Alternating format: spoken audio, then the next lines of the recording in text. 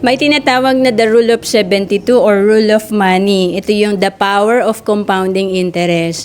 Pagbigay tayo ng sample, dito sa 72 kasi pag dinivide natin yung interest, kung magkano yung kinikita ng pera natin or ng interest ng utang natin, makukuha natin yung number of years kung kailan dodoble yung pera. Halimbawa, sa bangko tayo naglalagay ng pera na kumikita ng 1% per year na interest, 72 divided by 1, 72 years pa bago dodoble ang pera mo. So kung nag-start ka mag-ipon ng 20 years old ka ng 10,000 pesos, after 72 years pa, bago ito dumoble or maging 20,000 kasi maliit lang ang interest.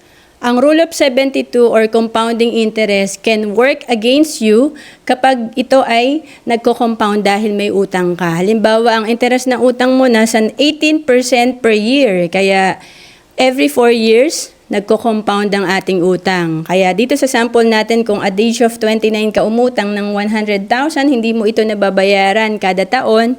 Kaya every 4 years, dumodoble ang utang mo dahil sa compounding interest. So again, money working against you kapag ito ay nagko-compound ang interest dahil ikaw ay may utang.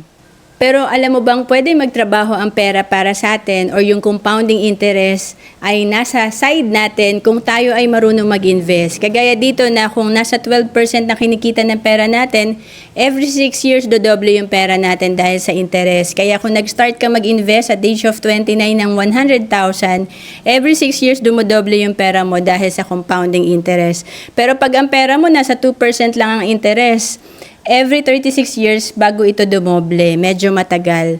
Kaya again, advantage pag tayo ay marunong mag-invest kasi na-maximize natin yung time na meron tayo at yung compounding interest ng pera natin. To know more about savings and investment, message mo lang ako sa Facebook, Roan Celis Capistrano, or email me at roan.capistrano@gmail.com.